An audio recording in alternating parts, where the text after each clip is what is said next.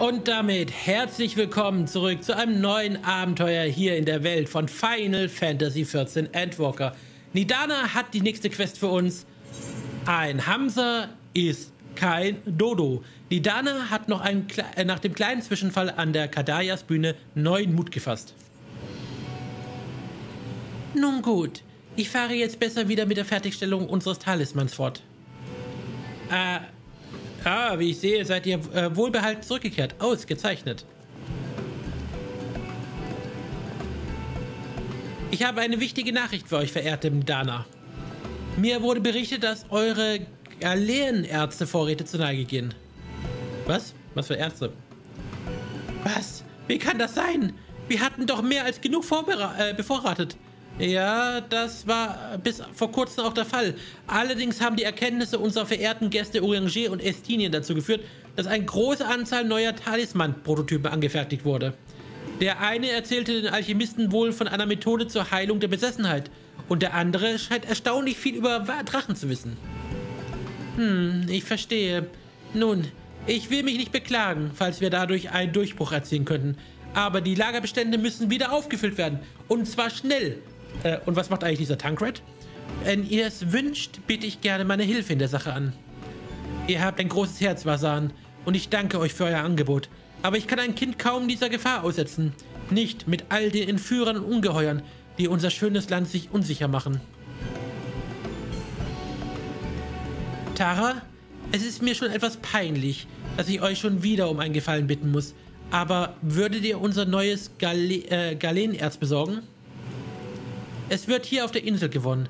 Dank seiner extremen Härte und ätherischen Leitfähigkeit wird es oft im Handwerk verwendet, nicht zuletzt auch in der Alchemie. Der Steinbruch, an dem das Galeerenerz gewonnen wird, ist nicht weit weg. Wäre es euch möglich, diesen Auftrag für mich zu übernehmen? Gar kein Problem. Ich bin nämlich eigentlich auch Minenarbeiter.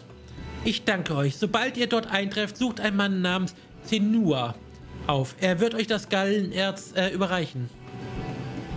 In dem Fall gestattet mir bitte, euch zu begleiten, Tara. Ich muss zum Stützpunkt des Himmelsheers, der ganz in der Nähe des Steinbruchs liegt. Werte Nidana, würdet ihr uns zwei eurer Hamsas zur Verfügung stellen? Aber sicher doch. Aber seid vorsichtig. Die letzten, die wir noch haben, sind noch immer nicht eingerettet und etwas scheu. Aha. Da bin ich mal gespannt, wie diese Reittiere aussehen. Ich führe die Hamas zum Ausgang des Werkes. Treffen wir uns dort, sobald ihr bereit seid, loszuziehen.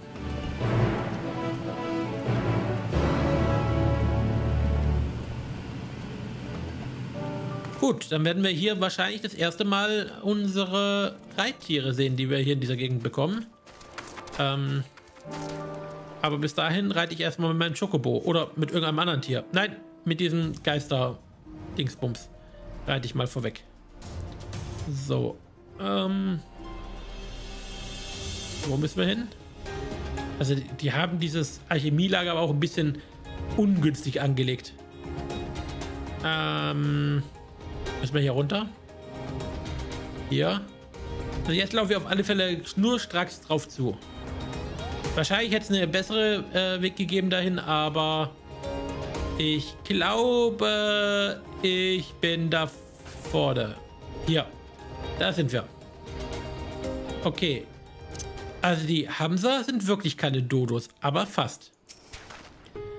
Dies sind unsere Hamsas, Tara. Ihr Anblick kommt euch vielleicht bekannt vor. Sie sind verwandt mit den Dodos aus Erosea.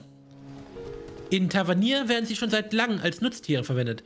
Auf der ganzen Insel findet man Höfe, die Hamsas züchten. Der größte dieser Höfe wurde erst kürzlich von einem der Ungeheuer aus dem Turm überfallen und niedergebrannt. Eine wahre Katastrophe. Das Himmelsheer hat daraufhin eine Garnison entsendet und an eben jenen Hof einen Außenposten errichtet. Meine nächste Aufgabe führt mich zu diesem Stützpunkt, der zufällig auch in der direkten Nähe der Galeerärztefeldes liegt. Wenn ihr nichts einzuwenden habt, würde ich gerne zuerst am Außenposten Halt machen. Ich bin bereit aufzubrechen, wenn ihr es seid. Ja, ich glaube, wir sind bereit. Bereit zur Abreise, werte Heldin? Seid daran ganz entspannt. Ich und meine Hamsa werden die Führung übernehmen. Euer Tier wird uns automatisch folgen. Ja, dann steigen wir mal los. Das ist mal ein angenehmes Reisen, komplett freihändig. Reiten wir los. Falls ihr noch nie Dodos geritten seid, solltet ihr euch gut festhalten. Sie haben recht eigenwillige Gangart. Ja, das merke ich. Aber es klappt. Ich bin zwar noch ein bisschen unsicher hier drauf, aber ja, ich glaube, ich krieg's hin. Diese riesige Felsformation, die die Landschaft beherrscht und einst von den Mansianen im Krieg der Götter gegen die Magger erschaffen wurde, am Ende als Frieden herrschte, wurde es nutzlos und die Masior verließen es. Was? Also ne, Entschuldigung, da ist was dazwischen gekommen. Die riesige Felsformation, die die Landschaft beherrscht und weit übers Meer reicht, nennen wir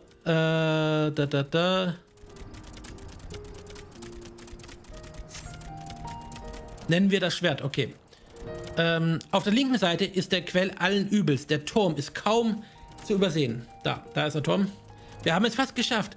Das eigentliche Hamsa-Gehöft, das zerstört wurde, liegt oben auf der Klippe. Der Stützpunkt wurde jedoch aus taktischen Gründen direkt am Strand errichtet. Gegenüber dem Turm. Ja, okay. Die Sachen sind ein bisschen kurz eingeblendet zum Vorlesen.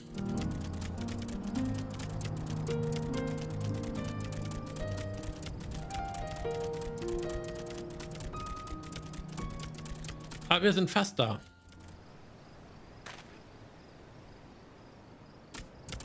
Nein, den brauchen wir doch noch, um weiterzukommen. Verdammt.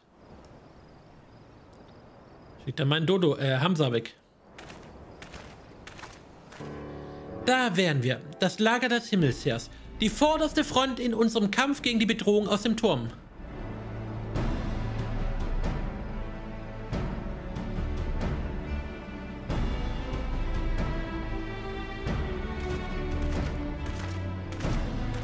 Ah, das sind auch Dragoner, okay. Wen haben wir denn hier? Wenn das nicht der junge Vasan ist. Du bist vermutlich wieder im Auftrag des Magistrats unterwegs, nehme ich an.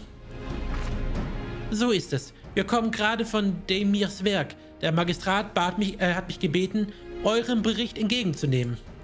Zugleich möchte er seine tief empfundene Dankbarkeit für die mutigen Frauen und Männer des Himmelsheers ausdrücken, die einmal mehr an vorderster Front zum Schutze des Volkes Leib und Leben riskieren. Ihr ehrt uns, aber das Himmelsheer tut nur seine Pflicht. Zum Wohle Rats Adhans. Bitte richtet Magistrat aus, dass wir unsere Wacht nicht nachlassen. Allerdings scheint mir sein Umgang mit seinen Gesandten umso sorgloser. Versteht mich nicht falsch, aber ein Kind hat an vorderster Front nichts zu suchen, auch wenn die Lage momentan ruhig sein mag. Dein Vorgänger war auch oft allein im Auftrag des Magistrats unterwegs. Es muss jetzt ungefähr 2 Jahre her sein, seit du in seine Fußstapfen getreten bist. Ich frage mich, wie es ihm seither ergangen ist. Wie die Gehilfen des Magistrats vor ihm wurde er in die fernen Lande geschickt, um diplomatische Dienste für den Magistrat zu erledigen. Ich bin mir sicher, dass er wohlauf ist. Der wurde wahrscheinlich gefressen. So sieht's aus. Und um mich müsst ihr euch wahrlich keine Sorgen machen, verehrter Nadbidin. Meine Arbeit ist erfüllend und ich erledige sie aus eigenem Antrieb. Bitte, denkt nicht schlecht vom Magistrat. Nichts läge mir fern. Ich habe volles Vertrauen in unser Magistrat. Mögen die Götter ihnen immer wohlgesonnen sein. Und doch mache ich mir Sorgen um dich, mein Junge. Ich weiß, du willst nur deinen Teil beitragen. Aber du bist wie ein kleiner Bruder für uns. Wir werden untröstlich, sollten dir etwas zustoßen. Also sei vorsichtig, ja? Das werde ich, versprochen, Mahabid. Nabdin, so. Und wer ist deine Begleiterin, wenn ich fragen darf? Sie sieht nicht aus, als sei sie aus Tavanir. Gestattet mir, euch Tara Eisenseele vorzustellen. Sie gehört der Gruppe von Gesandten an, die aus Erosea angereist sind, um uns bei der Herstellung des Schutzamulettes zu helfen. Aus Erosea, wie ich höre, sind dort auch die verfluchten Türme erschienen. Sagt, wie ist die Lage auf dem Kontinent? Wir haben ein paar Türme mehr. Warum tauscht ihr euch nicht mit den Soldaten des Himmelsheers aus? Es sollte sich doch als äußerst fruchtbar für die beiden Seiten erweisen. Meint ihr nicht auch? Eine hervorragende Idee. Noch nie sahen wir uns mit einer solchen Bedrohung konfrontiert. Daher sind die Soldaten verständlicherweise nervös. Jedwede Information über die Türme ist Gold wert. Ihr beide hängt Vasan unseren Bericht aus und beantwortet alle Fragen, die er haben mag.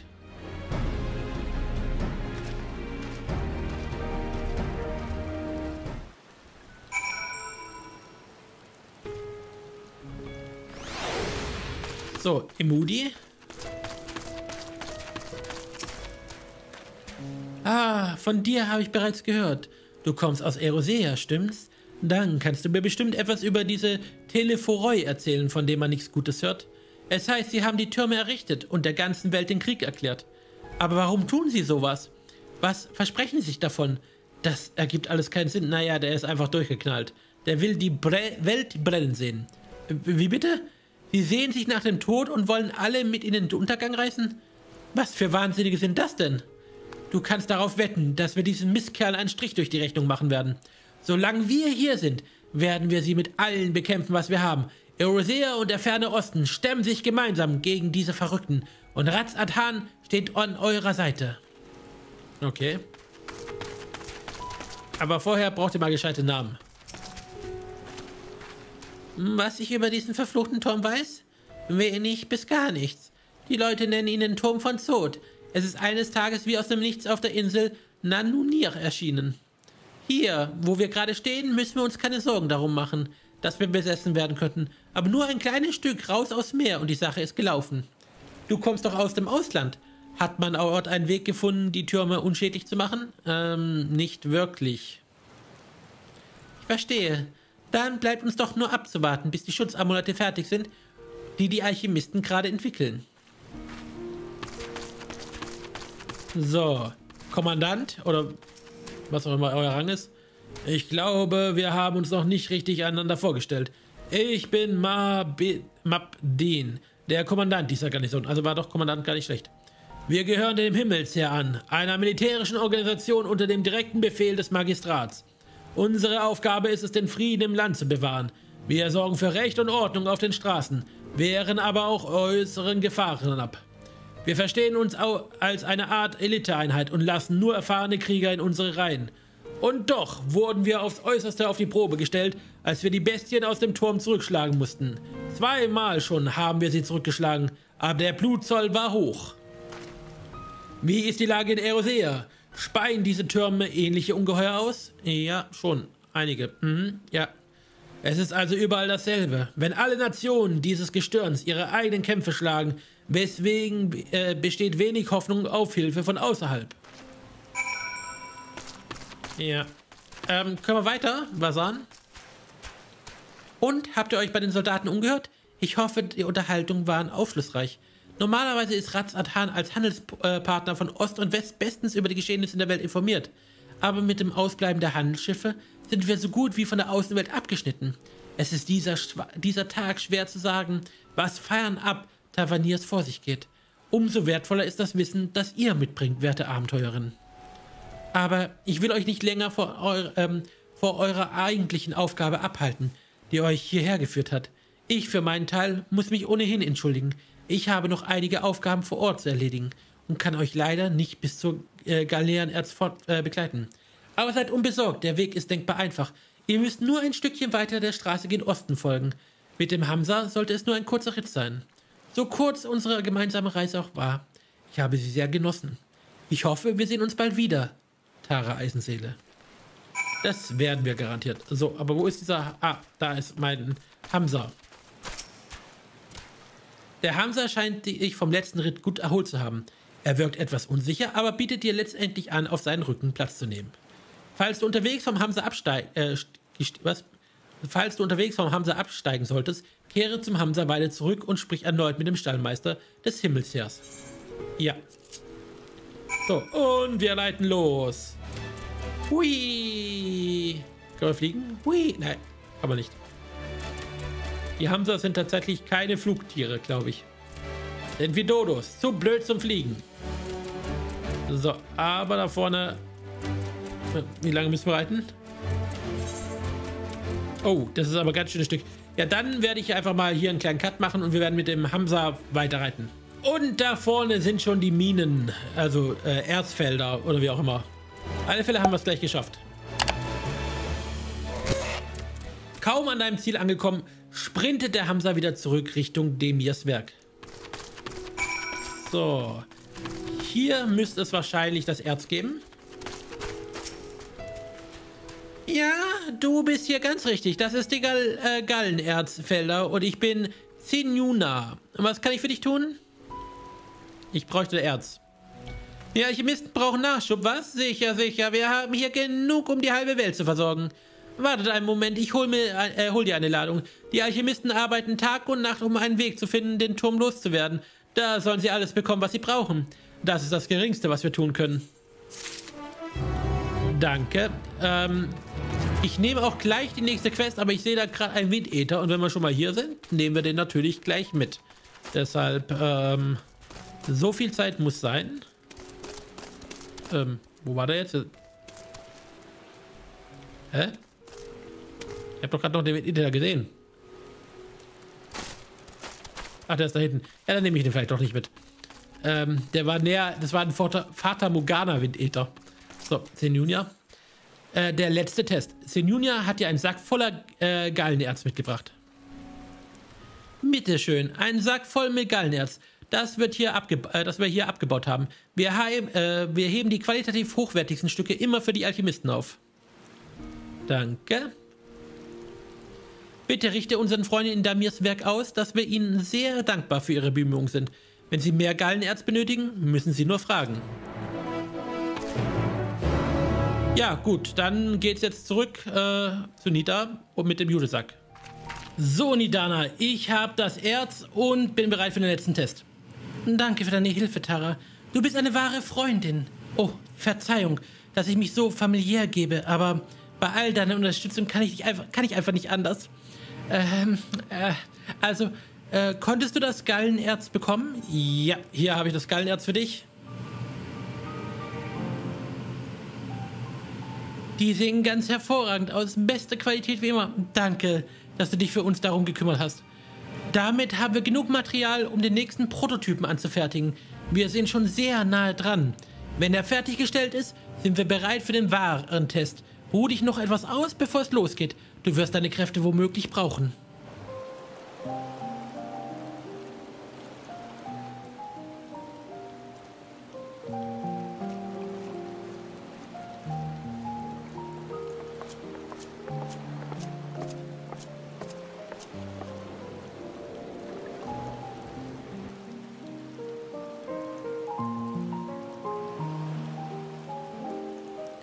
Alle sind so beschäftigt hier.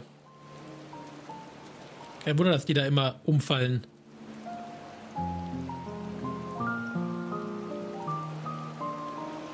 Wenn es jetzt nicht regnen würde, könnte man sich da echt entspannen. Endlich eine kleine Pause zugestanden?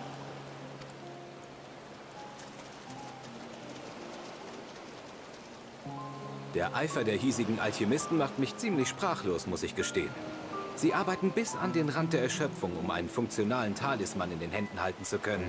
Ich kenne mich mit Alchemie und dergleichen ja so gar nicht aus. Aber sie machen den Eindruck, als wären sie ihrem Ziel schon sehr nahe, richtig? Das will ich auch hoffen bei der elenden Schufterei. Ganz gleich, ob in Eosea, im fernen Osten oder hier in Tavner. Überall stemmt man sich gegen... Ach, das war Tavner ausgesprochen, okay. Doch fließt in den Adern der Telophoroi nicht das gleiche Blut wie in den unseren? So befremdlich es auch sein mag, wir sind alle Kinder dieses Gestirns. So hinringt das verzweifelte Streben nach einer Zukunft mit der bitteren Sehnsucht nach dem Tod. Und im Zentrum dieser Schlacht steht letztlich nur eine einzige Frage. Gelingt uns der Griff nach dem Leben oder rinnt es uns alsbald durch die eigenen Finger? So ein Pathos sieht dir ähnlich. Aber wenn du recht hast, dann liegt nur eine Haaresbreite zwischen Sieg und Niederlage. Von Daniel und seine Todessehnsucht. Bei den Göttern, das ganze Leid, das er verursacht. Wie viele Leben er bereit ist auszulöschen. Und trotzdem, jeder von uns hier weiß, wie es sich anfühlt, an seinem tiefsten Punkt zu stehen und keinen Ausweg zu sehen. Diese finsteren Nächte, in denen jedes noch so gut gemeinte Wort hohl klingt und die Verzweiflung alles andere zu ersticken droht. Man kann es entweder erdulden und sich durchbeißen oder man scheitert. Je schwerer das Leben einem mitspielt, desto härter auch der Kampf scheint mir. Mit der Rache verhält es sich nicht anders. Man wird von dem Wunsch getrieben, jemandem Leid zuzufügen. Und bekanntlich erntet man ja, was man sät. Ganz genau. Wir geben es ungern zu, aber nicht immer treibt uns der noble Wille zum Leben. Viel zu oft ist es das Leid, der Zorn. Und in dieser Hinsicht liegen sie erschreckend nahe beieinander. Ich verstehe. In dem Fall bleibt mir nur die Hoffnung, dass das Leben diesmal obsiegt. Nun, Gemeinschaft und Zusammenhalt könnten das Zünglein an der Waage sein. Die Anwesenheit des Hohen Ritters Rache ist der beste Beweis dafür, nicht wahr?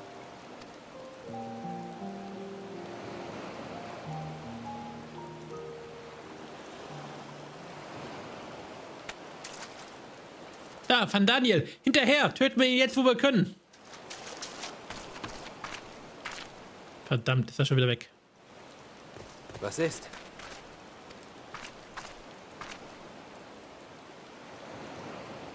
Van Daniel? Wenn er das wirklich war, ist das überhaupt kein gutes Zeichen. Vielleicht hat er Wind vom Plan der Alchemisten gekriegt. Wir haben es tatsächlich geschafft. Oh oh. Es ist vollbracht.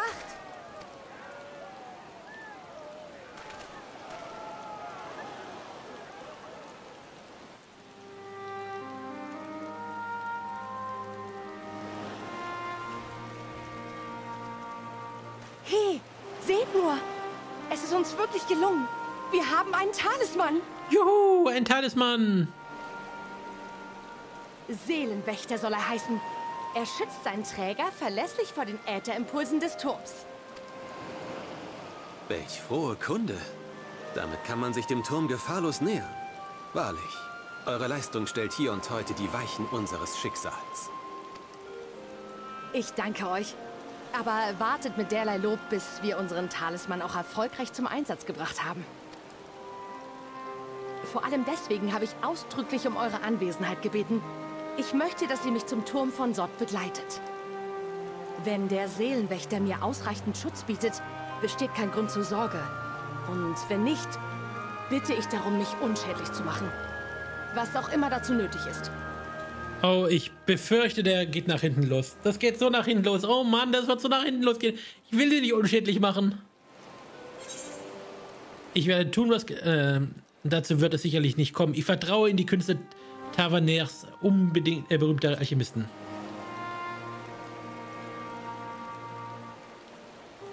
Danke. Das weiß ich sehr zu schätzen.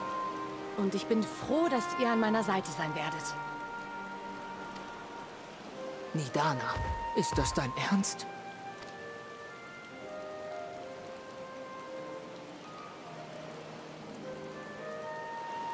Ach, jetzt macht doch nicht so ein Gesicht. Wir müssen Vertrauen in unsere Arbeit haben. Ich als Leiterin doch erst recht. Und sollte sich herausstellen, dass unser Talisman ein Fehlschlag war, dann lernt aus den Fehlern. Versprecht mir, dass ihr im Sinne der Alchemie handeln werdet.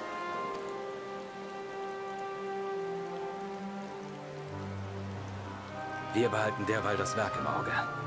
Sei vorsichtig, hörst du? Wenn sich Van Daniel tatsächlich hier herumtreibt, müssen wir auf alles gefasst sein. Wer weiß, was er als nächstes vorhat. Zur Not schlagen wir sie K.O. und holen Alizé. Die halten dann. Ich habe die Wachen in der Hamsa-Weide gebeten, uns ein Boot bereitzustellen. Triff mich einfach am nördlichen Ufer, sobald du bereit bist.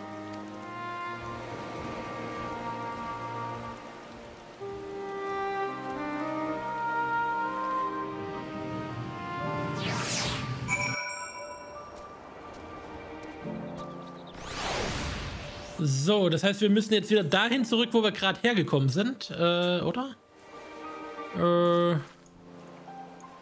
Hügel. Ja, da oben. Zum letzten Test. Also, das dauert wieder, deshalb wieder ein kleiner Cut.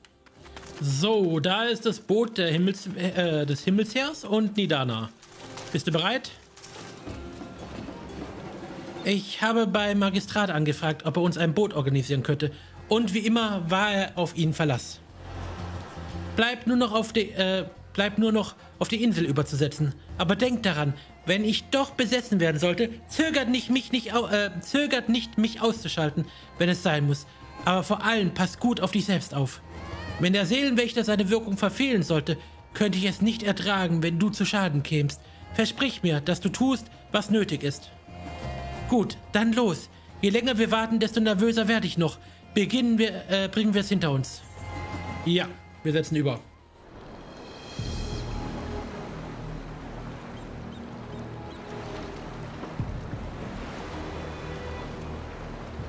So langsam sollten wir in Reichweite der Ätherimpulse sein.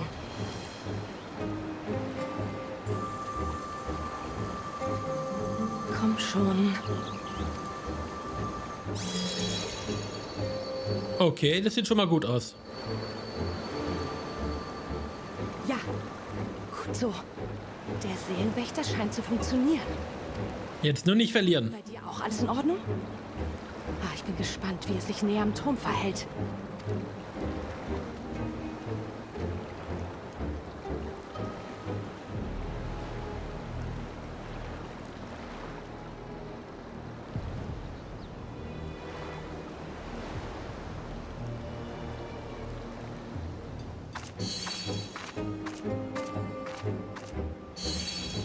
Bislang läuft alles nach Plan. Der Talisman funktioniert genauso, wie er soll. Die Ätherimpulse scheinen keinen Effekt auf mich zu haben. Aber erst, wenn wir es bis zum Eingang schaffen, dürfen wir einen richtigen Erfolg feiern.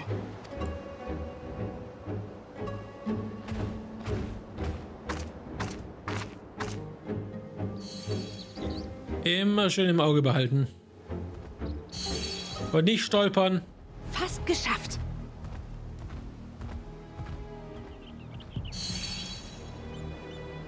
Oh oh.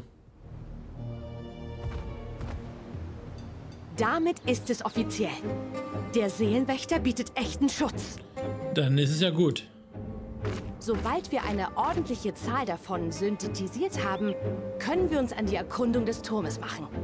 Lass uns schnell zurückkehren und die gute Nachricht verkünden. Ja gut, dann ist ja alles in Ordnung. Oder auch nicht.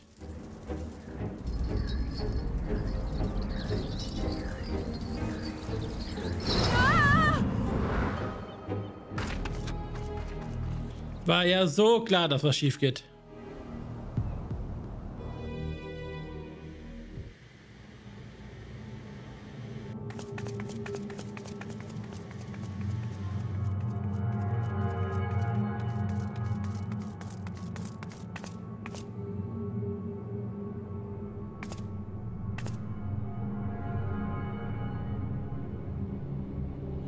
Ich glaube, ich bin in irgendeinem Horrorfilm gelandet.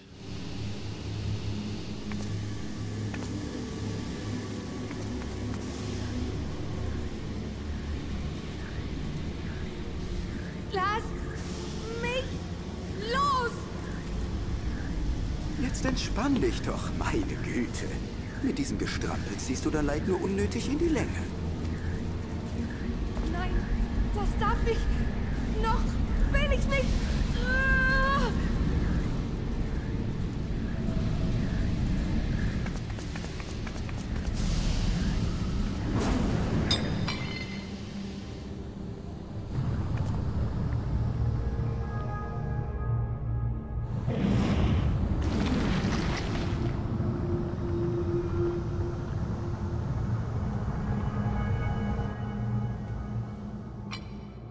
Tragisch, tragisch. Du hättest es beinahe geschafft. Aha. Interessant. Derselbe Mechanismus also. Huch, starr mich doch nicht so an. Habe ich etwa dein Missfallen erregt? Meine früheren Gönner hätten sich bei einem solchen Anblick gefreut wie verrückt. Gejauchzt und getanzt hätten sie. Aber jetzt, wo ich so drüber nachdenke, wäre das auch nicht wesentlich angenehmer. Entschuldigung, frühere Gönner?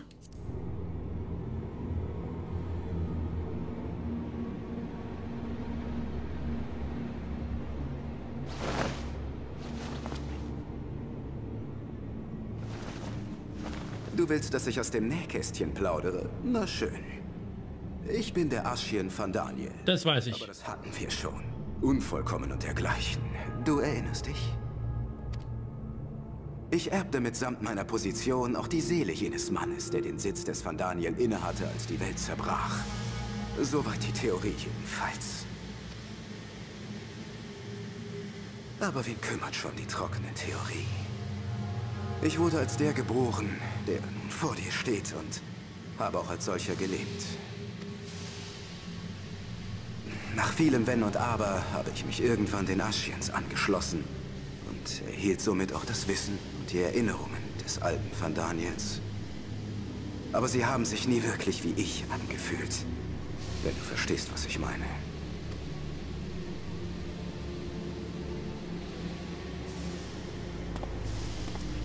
Wenn du also wirklich wissen willst, wer ich bin, sollte ich dir wohl meinen Namen verraten.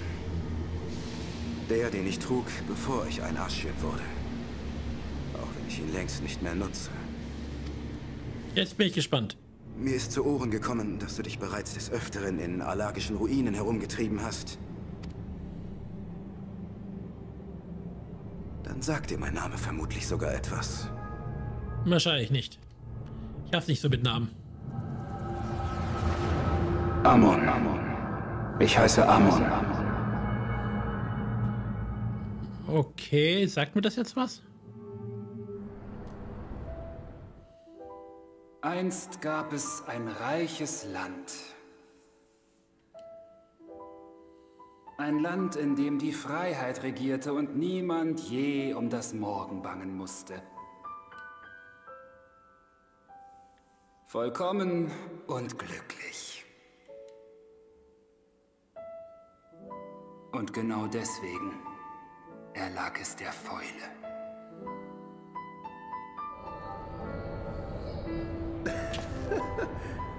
Du bist ein Genie, Amon. Wie ist dir so ein wahnsinniges Experiment überhaupt eingefallen? Wirklich fantastisch. Als er aufgewacht ist und feststellen musste, dass sich sein Kopf in den einer Kuh verwandelt hat, ist er komplett in Panik verfallen. Schreien wollte er, aber er konnte nur noch buhen. Ich und meine Freunde haben Tränen gelacht. Ich weiß nicht, ob der Typ so erfreut darüber war. Mein Herzblut steckt in dieser Forschung. Und diese unwissenden Narren verlachen sie als billigen Klamauk. Aber wenn es nur um mich ginge.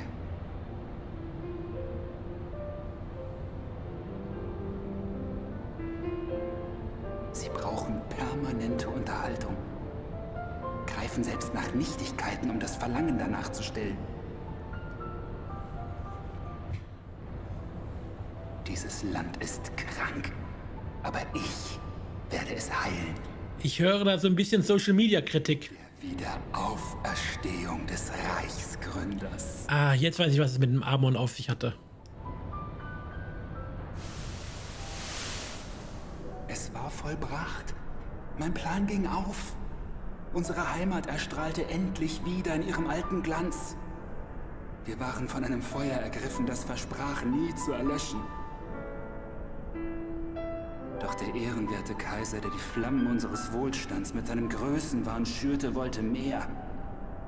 Immer mehr. Amon, denke stets daran. Ganz gleich, wie viele Eroberungen du dein nennst. Ganz gleich, auf welche Errungenschaften du blickst.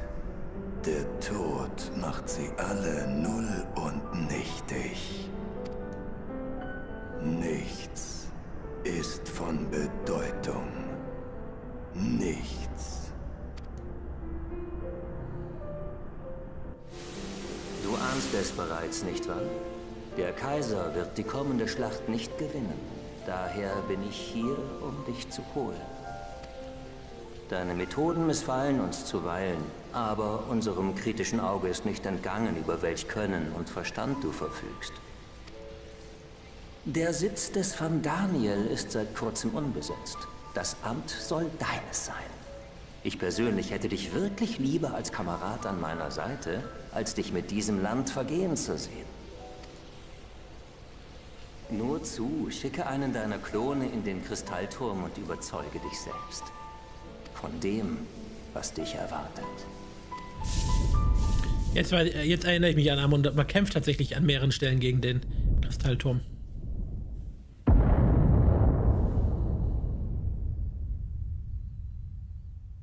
Ich fand das Ende aller Glorie. Mein armer Kaiser sollte schließlich Recht behalten.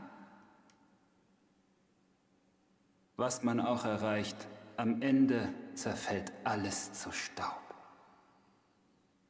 Und das Leben ist letztlich nur eine Reise gen Vergessenheit.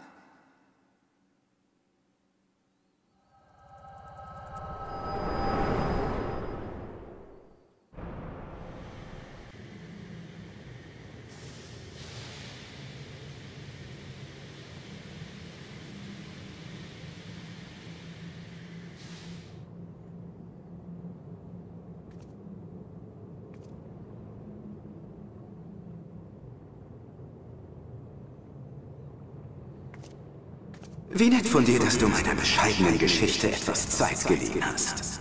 Ich will dich aber auch gar nicht länger aufhalten. Oh oh, jetzt wird's kritisch. Keine Angst, deiner Freundin hier geschieht schon nichts. Schließlich können sie und ihre Artgenossen ihr Tod keine Primae mehr beschwören. Sterben werden sie nur dann, wenn du versuchst, sie gewaltsam aus meinem Turm zu zerren. Also husch husch, auf zu deinen Kameraden. Es gibt doch sicherlich Rettungspläne zu formulieren, oder nicht? Aber versprich mir, dass wir uns bald wiedersehen, ja?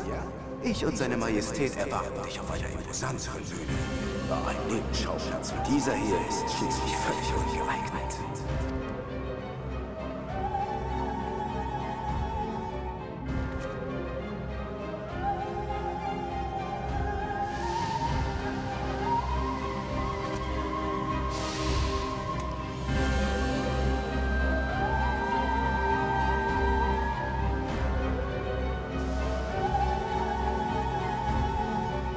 Dann bin ich mal gespannt, wann wir ihn und seinen König wiedersehen.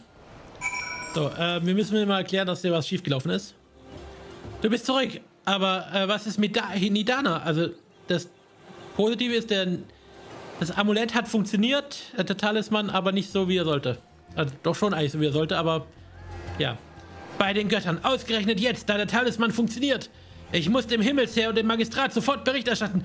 Bitte, begebe dich schon mal nach Demirs Werk.